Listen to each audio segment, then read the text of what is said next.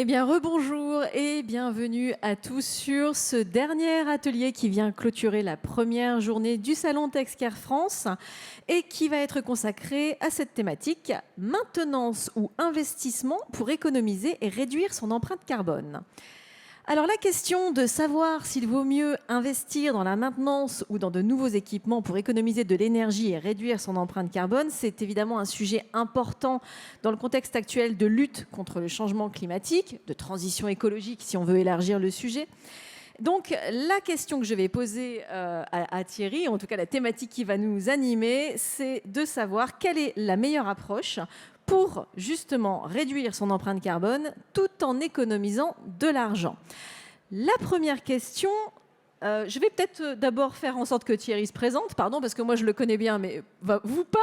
Donc je t'en prie Thierry, s'il te plaît, présente-toi. Bonjour à tous, donc, je suis Senova Thierry, directeur commercial de la société Girbeau France, fabricant de matériel de blanchisserie. Merci Thierry. Donc, la première question, et Thierry nous a préparé quelques slides sur le sujet, et quel est le but, parce qu'il faut quand même qu'on soit au courant de en quoi ça consiste, de la maintenance préventive, qui dit aussi maintenance technique planifiée. Donc déjà, avant de parler du but de ce qu'est les avantages d'une maintenance préventive, il faut déjà commencer à parler ce qu'est la maintenance. Aujourd'hui, il existe 3 types de maintenance. La maintenance préventive, donc qui était une maintenance, on va dire, d'entretien du matériel, dit également corrective. Ensuite, nous avons de la maintenance curative, où là également on parle plus d'une maintenance d'urgence, c'est-à-dire suite à un dépannage ou un défaut de matériel. Et là, la société qui est chargée de la maintenance se déplace, ou alors vous avez les propres techniciens des établissements qui sont contactés. Et pour finir, nous avons la maintenance prédictive, qui est une maintenance plus de surveillance, qui anticipe en fait la maintenance préventive. Donc pour reparler du but et des buts des avantages de la préventive, la première chose, c'est un peu évident, c'est réduire la fréquence des arrêts de production. Lorsqu'on ne fait pas de maintenance, on a un impact sur des dépannages qui pourraient survenir à du mauvais entretien. On augmente bien sûr la durée de vie des machines et des équipements. Plus on les entretient et plus effectivement on entretient les machines, donc ils ont une durée de vie prolongée. On prévoit effectivement les interventions de maintenance pour réaliser dans les meilleures conditions. On ne fait rien dans l'urgence, tout est anticipé, tout est planifié. On évite toutes les consommations superflues d'énergie, de chimie, de consommables. Lorsque vous faites de la maintenance préventive, vous réparez des vannes d'eau, vous réglez des sondes d'humidité, vous réglez des sondes de température. Ça nous évite également du chauffage superflu, des consommations d'eau, encore une fois, où il n'a pas d'intérêt à consommer. Donc c'est aussi bon pour notre empreinte carbone, ce qu'on va évoquer lors de cet atelier. C'est aussi, ça alerte le responsable sur la production et sur l'optimisation de son matériel.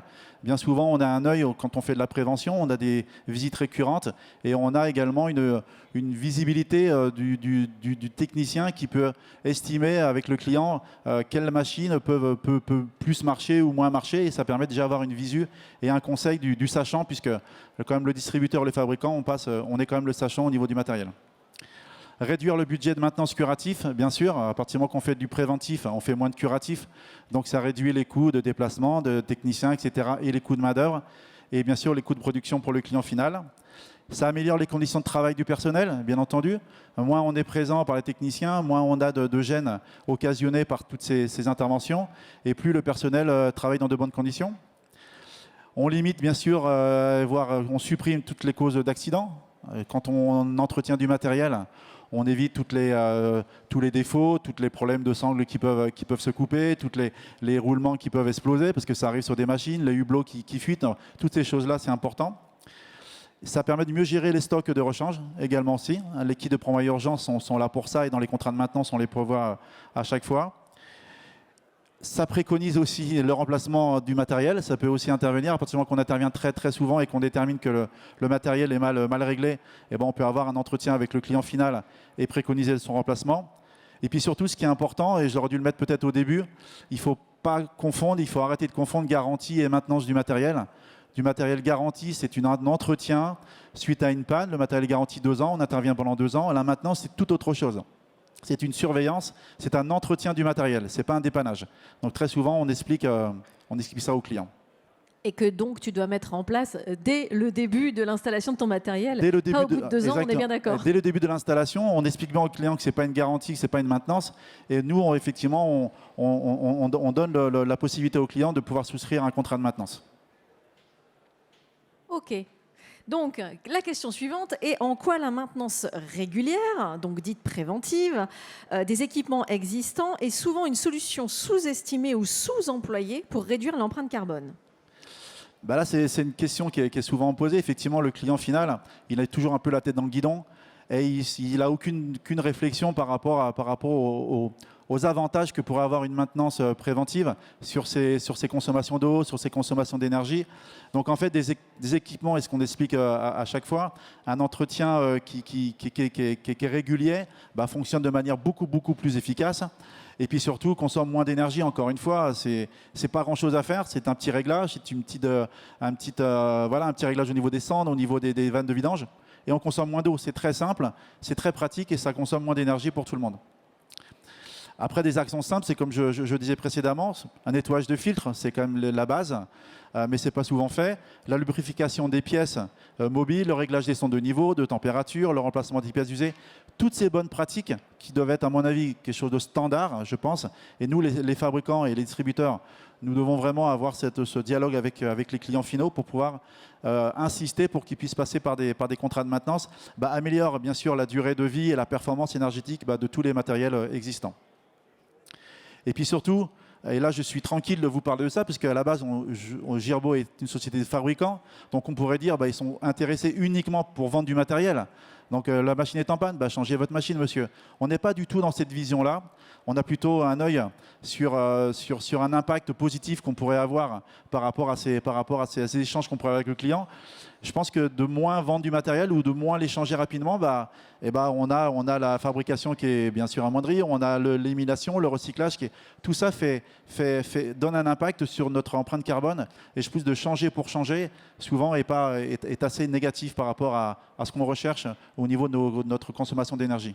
C'est une vision plus globale de bonnes pratiques personnelles déjà, et ensuite d'avoir une vision sur l'avenir. Ok, alors c'est super, mais c'est une approche qui implique un minimum de connaissances et de compétences techniques. Donc est-ce que les fabricants et ou les distributeurs dispensent des formations spécifiques aux équipes techniques en charge de la maintenance pour les équipements qui sont installés chez leurs clients? C'est la base, je dirais que c'est la base. Un client ou un distributeur ou un fabricant qui vend du matériel, comme on disait précédemment, je pense, doit proposer un contrat de maintenance. Ça devrait être même presque obligatoire. Moi, je pense qu'il faut qu'on travaille dessus pour qu'un contrat de maintenance soit proposé à toute vente de matériel. Encore une fois, la garantie, tout à fait autre chose. Donc, je pense qu'aujourd'hui, en tout cas, les fabricants proposent régulièrement des contrats de maintenance pour former les techniciens ou les distributeurs qui sont en charge et responsables de la maintenance. Et puis aussi, on fait aussi, et ça c'est très souvent, c'est assez nouveau, on fait de la co-maintenance, ce qu'on appelle de la co-maintenance partagée. C'est-à-dire qu'on va chez les clients, on dit écoutez, vous avez un technicien déjà, on va servir de ce technicien, on va le former, on va vous faire de la co-maintenance partagée. On va vous faire un contrat de maintenance et on va faire la maintenance à deux, le technicien usine ou le technicien distributeur. Et en même temps, ça servira de formation pour votre technicien. Et ça, c'est très apprécié. Ça réduit le coût de la maintenance pour l'établissement final. Et puis surtout, ça lui montre qu'on a une vision de réduction toujours de notre consommation d'énergie, de notre empreinte carbone. Et la co-maintenance, je trouve, est très bien, très appréciée par le client final. Je ne connaissais pas du tout ce type de contrat. Alors, une maintenance curative implique-t-elle obligatoirement un surcoût conséquent comparé à une maintenance préventive? Ce qui pose aussi évidemment la question de la disponibilité des pièces et du SAV. Tout à fait.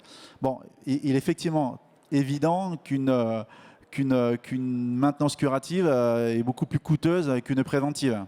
Une préventive, encore une fois, c'est l'anticipation et surtout la vérification de pièces pour éviter qu'elles cassent, pour éviter qu'elles se desserrent, pour éviter tout un tas de choses. Et pour éviter qu'un technicien se déplace, donc ça fait du déplacement, ça fait de la main-d'œuvre, ça fait de la pièce qu'on remplace, ça fait de la pièce. Et donc, encore une fois, c'est très mauvais pour la planète. Donc, effectivement, ça implique, le surcoût est très important.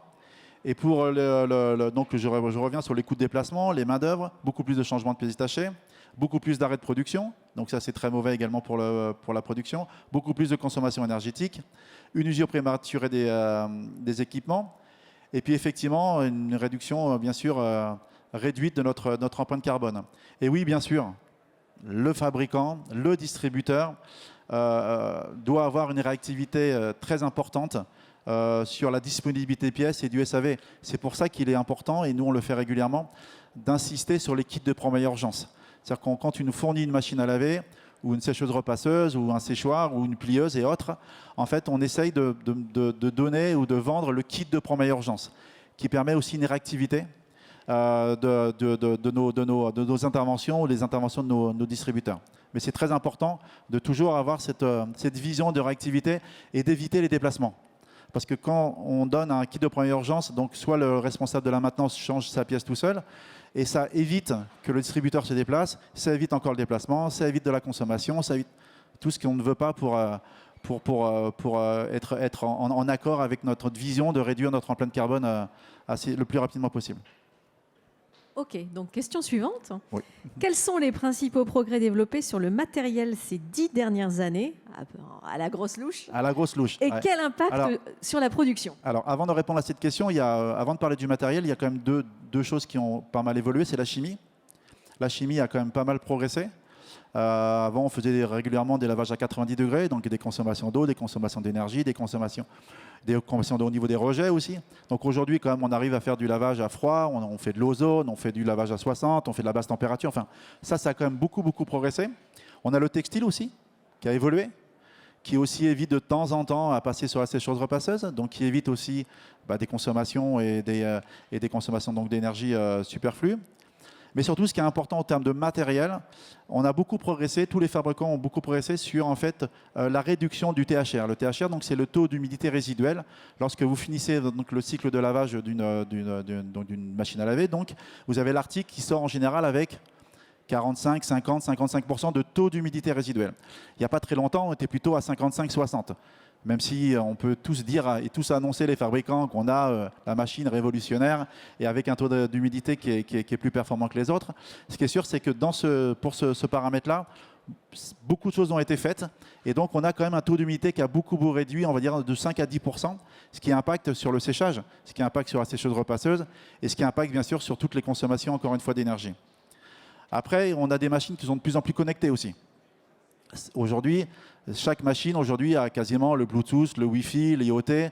Ça permet aussi de l'optimisation de la production, la traçabilité également des cycles, la gestion à distance, la gestion également de tous les dépannages et les pannes qu'il pourrait y avoir. Donc ça, c'est aussi un gros progrès sur les machines. On a aussi des écrans de contrôle qui sont beaucoup plus ludiques, beaucoup plus faciles à lire. Avant, on avait des phases de lavage, des phases de rinçage. Les clients ne comprenaient pas grand-chose aujourd'hui. En ce qui concerne même notre marque, on a maintenant des écrans qui sont beaucoup plus grands, tactiles, explicites, c'est-à-dire qu'on sait où on en a, on sait où on va, on peut avancer tout seul, et ils sont tout à fait ludiques et simples d'utilisation. Et puis également, on a beaucoup progressé sur les isolations, c'est l'isolation des séchoirs. Les séchoirs aujourd'hui sont beaucoup mieux isolés qu'il y a 10 ans ou 15 ans, parce qu'ils permettent d'avoir une puissance électrique installée réduite, et surtout, ça permet également d'utiliser tous les calories que fabrique la boîte de chauffe du séchoir sont utilisées uniquement à chauffer et à sécher le linge. Avant, on avait énormément de pertes de calories. On séchait, on savait très bien que 60-70% de ce qu'on fabriquait en séchoir partait dans la nature, les séchoirs étaient brûlants, et tout ça en fait était mauvais pour le durée de cycle, et un durée de cycle était souvent de 30, 40, 50 minutes. Aujourd'hui, on a des durées de cycle qui peuvent être de 15, 20, 25 minutes. Donc bien sûr, c'est bon pour la planète, c'est bon pour la consommation d'énergie et c'est bon pour le porte-monnaie du client. Et ensuite, on a aussi beaucoup progressé sur les différents systèmes d'économie d'eau. Aujourd'hui, il y a des récupérateurs d'eau qui sont adaptés sur quasiment toutes les machines. Et ça, c'est très bon aussi parce qu'on peut économiser jusqu'à 50-60% d'eau au niveau des laveuses ou des tunnels. Et ça, c'est quand même une grosse progression. Et puis, encore une fois, une meilleure gestion de la chimie. L'électronique a fait qu'on demande beaucoup moins de chimie. Donc, on en rejette beaucoup moins également. Et donc, ça, c'est une grosse progression également au niveau des rejets et au niveau de notre empreinte carbone. Et puis on a fait des appareils un peu plus légers. Alors ça peut être simpliste quand je dis ça, mais avant on avait des contraintes mécaniques très importantes. On avait un moteur d'essorage, on avait un moteur de lavage, on avait des contacteurs. Aujourd'hui on est géré plus électroniquement, par des convertisseurs, par des onduleurs, et tout ça qui fait qu'on réduit énormément nos contraintes mécaniques, et puis on gère plus ça de manière électronique. Et en termes de recyclage, parce que c'est aussi l'empreinte carbone, vraiment on a énormément réduit, parce qu'on a beaucoup moins d'acier, beaucoup moins de choses comme ça à réduire, et ça c'est très bon pour notre planète. Ok, alors pourquoi cette question? C'est parce que justement, c'est tout l'enjeu de l'atelier de savoir s'il vaut mieux opter pour une maintenance ou investir sur ce fameux nouveau matériel. Parce que évidemment, qui dit innovation dit progrès technologique avec un impact réduit a priori en termes de consommation des énergies, de l'eau, etc. Mais donc, à partir de quel moment est-ce qu'un professionnel doit-il estimer nécessaire d'investir dans de nouveaux équipements pour qu'il puisse réaliser des économies d'énergie significatives? Bon, la question n'est pas simple. La question n'est pas simple, mais on peut y répondre. Bon, déjà, l'important de bien comprendre et puis de faire une petite analyse au client, c'est de commencer par faire une petite audit quand même. Audit de sa production. Est-ce que vous progressez? Est-ce que la baisse de production, est-ce que vous l'augmentez? D'optimiser optimiser ses capacités de machine. On voit bien souvent dans les blanchisseries, des fois, les gens ont des 20 kg, des 25 kg, des 30 kg, ils chargent à 10, ils chargent à 15, ils font des relavages, ils font des choses comme ça. Donc déjà, on fait une audit de sa production et de savoir un peu ce qu'il veut faire demain aussi. Parce que c'est important de savoir aussi d'anticiper le lendemain. Donc l'audit est nécessaire, même capital, pour pouvoir comprendre et analyser sa situation pour voir si l'investissement ou la maintenance est importante. Bien sûr, le vieillissement de son matériel. Et plus le matériel vieillit, plus on a de curatifs et plus on engage des énergies diverses et variées. Et donc je pense qu'à partir du moment qu'une machine commence à avoir 15 ans, 20 ans, quand on voit bien souvent, il est nécessaire qu'on change la machine et de lui expliquer qu'aujourd'hui, il y a des machines beaucoup plus performantes et beaucoup moins énergivores et que là, il est important de s'y mettre. Et là, on peut lui faire de manière un peu détaillée la consommation d'eau qu'il a aujourd'hui, la consommation qu'il aurait demain, les consommations d'énergie et lui faire un tableau, un petit business plan un peu énergétique pour lui expliquer que à très court terme, il rentrera dans ses fonds et qu'aujourd'hui, c'est bon pour son porte-monnaie, mais c'est aussi très bon pour notre planète de manière globale. Bien sûr, comme je disais tout à l'heure, des nouvelles générations de machines, vraiment, ça c'est vraiment le plus, vraiment beaucoup moins consommatrice d'énergie.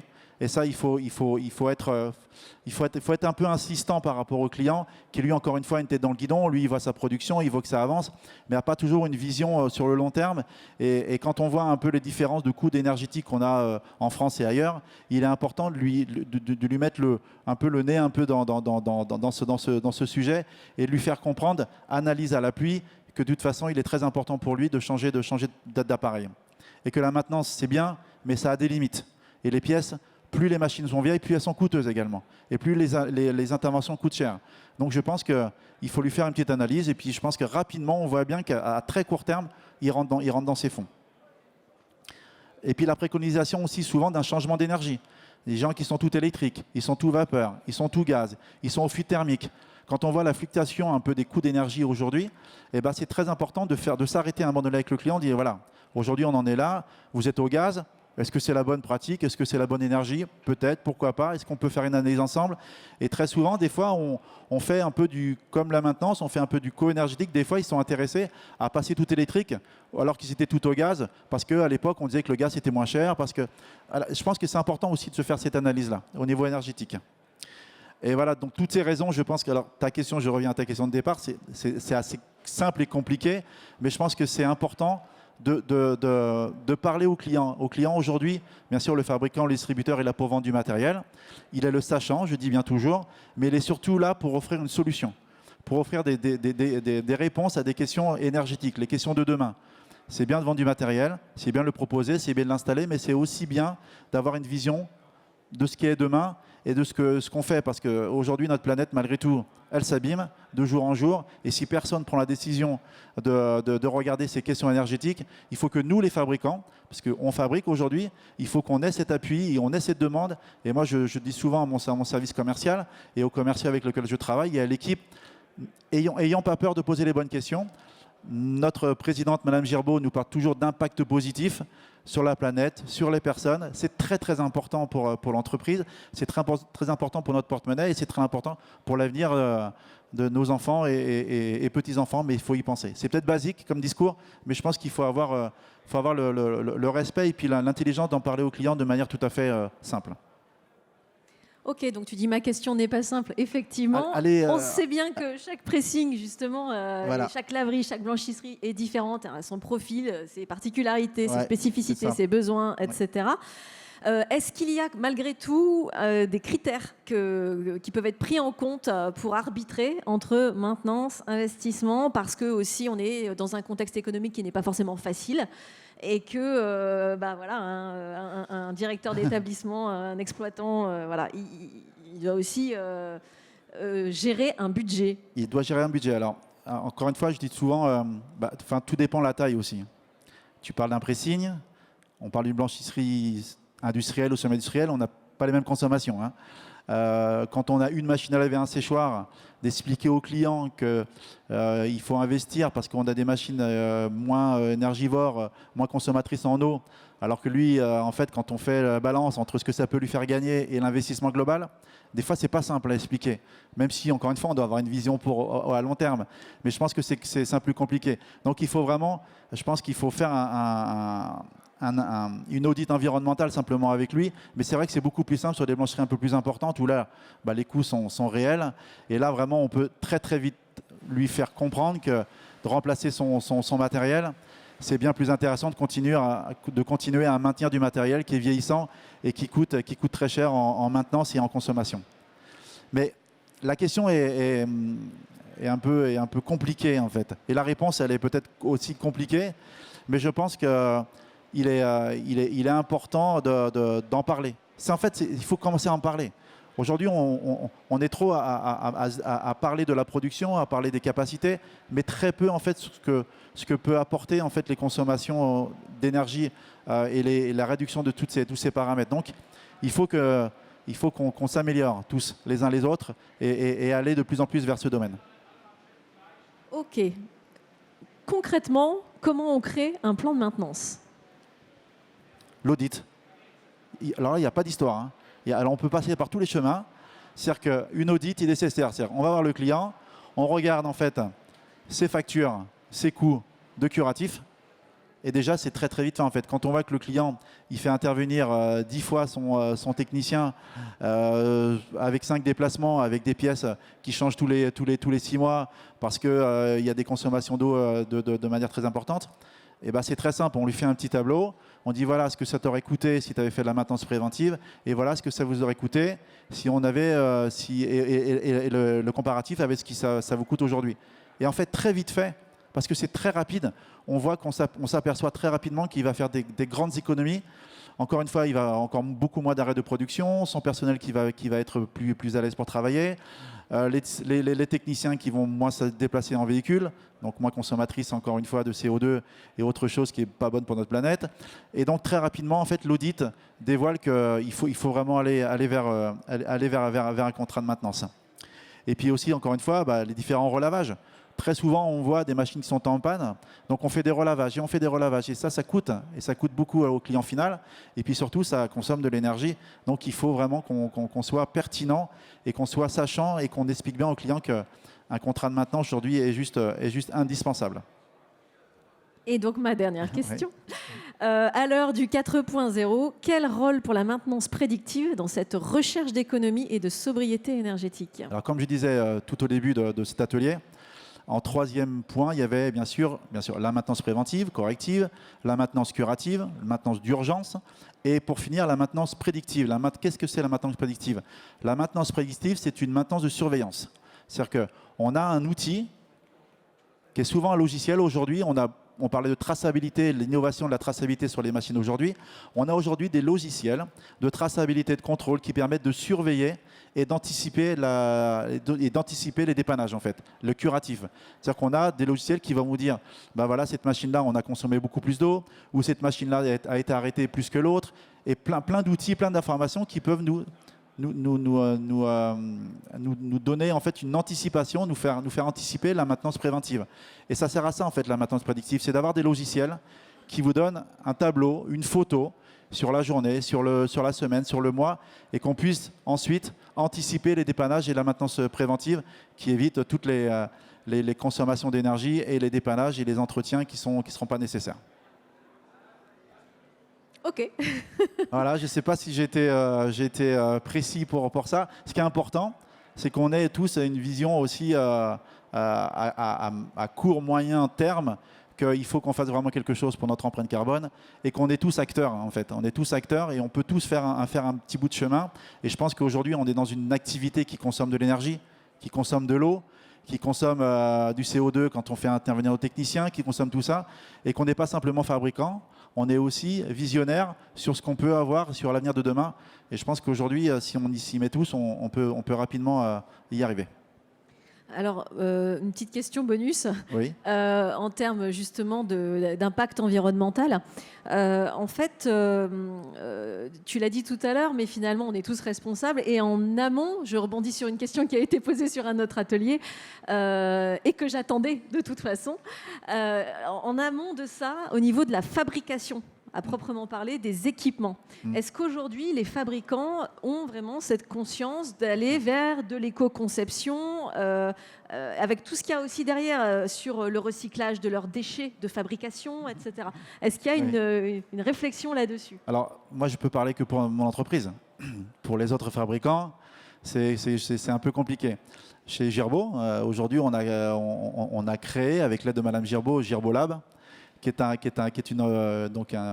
une société, mais en fait un groupe qui réfléchit bien sûr à long terme et de savoir comment on peut réduire notre empreinte carbone et de rendre en fait notre fabrication la plus écolo possible, si je peux me permettre ainsi. Donc déjà, c'est rendre autonome toutes nos usines déjà. Aujourd'hui, toutes les usines, quasiment sur du groupe Girbaud, sont avec des panneaux solaires. Ça paraît peut-être étrange pour certains, mais aujourd'hui, on cherche à être de manière autonome, de manière énergétique. Ça, c'est un premier pas pour éviter de consommer de l'énergie inutilement. Ensuite, on travaille beaucoup sur le recyclage, bien sûr. On a eu une conférence il n'y a pas très longtemps là-dessus. L'usine Girbaud est très impliquée dans la manière de pouvoir recycler au mieux ces appareils, à rendre même les pièces détachées de plus en plus recyclables, dépendantes aussi de toute la partie écologique un peu du système de fabriquer du matériel. Mais ça, c'est un impact très important. Je pense que pendant des années, on a un peu laissé passer le train. Mais aujourd'hui, en tout cas, en ce qui concerne pour Girbaud, parce que je peux connaître que pour Girbaud, c'est un sujet primordial, pour ne pas dire le premier sujet d'ailleurs. Et Madame Girbaud y tient énormément. Et on a des conférences très régulières là-dessus en disant, voilà, aujourd'hui, l'impact positif est très important. On fabrique, pas de soucis, mais aussi, on a un œil sur le recyclage, sur la fabrication d'une activité, entre guillemets, propre. On consomme de l'eau, bien sûr. On consomme de l'énergie, bien sûr. C'est comme ça, c'est l'activité. Mais on essaye de le faire le plus propre possible en créant des machines et en créant des systèmes qui font qu'on a des machines qui sont de moins en moins coûteuses au niveau énergétique. Est-ce qu'il y a des questions? Non? Oui?